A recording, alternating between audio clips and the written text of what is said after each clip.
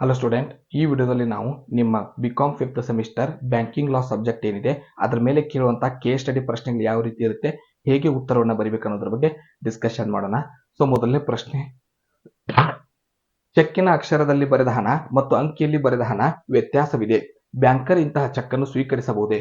ಪ್ರಶ್ನೆಯಲ್ಲಿ ಏನಿದೆ, ಚೆಕ್ನ ಅಕ್ಷರದಲ್ಲಿ ಬರೆದಿರುವಂತಹ ಹಣ ಮತ್ತು ಅಂಕಿಯಲ್ಲಿ ಬರೆದಿರುವಂತಹ ಹಣ. ಫಾರ್ ಎಕ್ಸಾಂಪಲ್, ಅಕ್ಷರದಲ್ಲಿ 5500 ಇದೆ ಅಂತ ಅನ್ಕೊಳ್ಳಿ, ಅಂಕಿಯಲ್ಲಿ 5000 ಇದೆ ಅಂತ ತಿಳ್ಕೊಳ್ಳಿ. ಅದಕ್ಕೆ ಪಾವತಿ ಮಾಡಬಹುದೇ ಬ್ಯಾಂಕರ್? ಬರುವುದಿಲ್ಲ ಅಂತ ಬರೆದು ಇದು ಬ್ಯಾಂಕಿನ ನಿಯಮಕ್ಕೆ ವಿರುದ್ಧವಾಗಿದೆ ಅಂತ ಆನ್ಸರ್ ಬರೀಬೇಕು. ಎರಡನೇ ಪ್ರಶ್ನೆ, ಹರಿದು ಅಥವಾ ತುಂಡಾಗಿ ಹೋಗಿರುವ ಚೆಕ್ಕಿಗೆ ಹಣ ಪಾವತಿಸಬಹುದೇ? ಸೊ ಯಾರಾದ್ರೂ ವ್ಯಕ್ತಿ ಹರಿದು ಹೋಗಿರುವಂತಹ ತುಂಡಾಗಿರುವಂತಹ ಚೆಕ್ ಅನ್ನ ಬ್ಯಾಂಕ್ ನಲ್ಲಿ ಪ್ರೆಸೆಂಟ್ ಮಾಡಿದ್ರೆ ಅದಕ್ಕೆ ಹಣ ಪಾವತಿಸಬೇಕೆ ಬ್ಯಾಂಕರ್?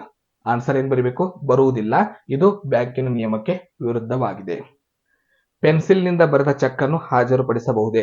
ಪೆನ್ಸಿಲ್ ನಿಂದ ಬರೆದ ಚೆಕ್ ನ ಅಳತಿಸಿ ನಂಬರ್ಸ್ ಶಬ್ದ ಚೇಂಜ್ ಮಾಡಬಹುದು. ಆದ್ದರಿಂದ ಬ್ಯಾಂಕಿನ ಕಾನೂನು ನಿಯಮಕ್ಕೆ ಇದು ವಿರುದ್ಧವಾಗಿದೆ. ಸೊ ಇದು ಕೂಡ ಬರುವುದಿಲ್ಲ.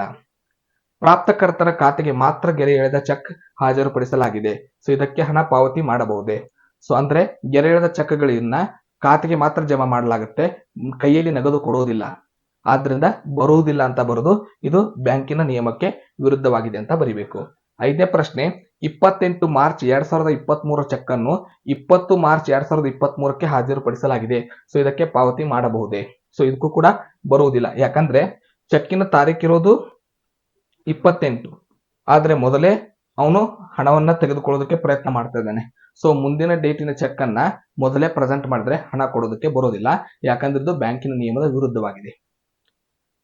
ಇನ್ನು ಆರನೇದು, 28 ಮೇ 2023 ಚೆಕ್ ಅನ್ನು 30 ಅಕ್ಟೋಬರ್ 2023ಕ್ಕೆ ಹಾಜರುಪಡಿಸಲಾಗಿದೆ. ಇದಕ್ಕೆ ಪಾವತಿ ಮಾಡಬಹುದೇ?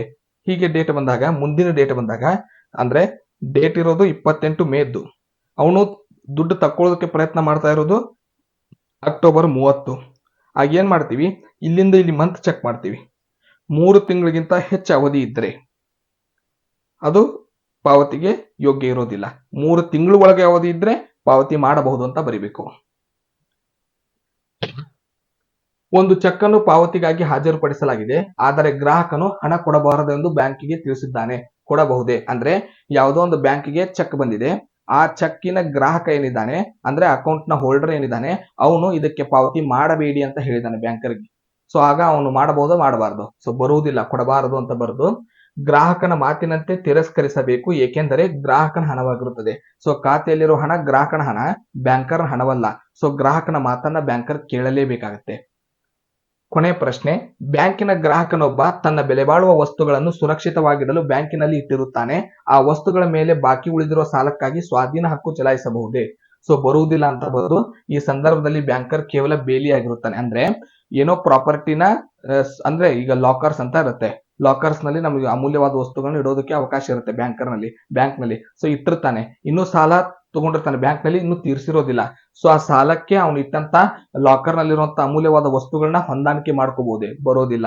ಯಾಕಂದ್ರೆ ಯಾವಾಗ ಆಸ್ತಿಗಳನ್ನ ಅಥವಾ ಏನಾದ್ರೂ ವಸ್ತುಗಳನ್ನ, ಅಮೂಲ್ಯವಾದ ವಸ್ತುಗಳನ್ನ ಬ್ಯಾಂಕರ್ ಬಳಿ ನಾವು ಇಟ್ಟಾಗ ಬ್ಯಾಂಕರ್ ನಮಗೆ ಬೇಲಿಯಾಗಿರುತ್ತಾನೆ, ನಾಟ್ ಎ ಲೋನ್ ಪ್ರೊವೈಡರ್. ಆದ್ದರಿಂದ ಬರುವುದಿಲ್ಲ ಅಂತ ಬರೆಯಬೇಕು. ಇದಿಷ್ಟು ನಿಮ್ಮ ಬ್ಯಾಂಕಿಂಗ್ ಲಾ ಮೇಲೆ ಕೇಳುವಂತಹ ಪ್ರಶ್ನೆಗಳು. ಮುಂದಿನ ವಿಡಿಯೋದಲ್ಲಿ ಮತ್ತೊಂದಿಷ್ಟು ಕ್ವಶನ್ ಸಿಗೋಣ. ಧನ್ಯವಾದಗಳು.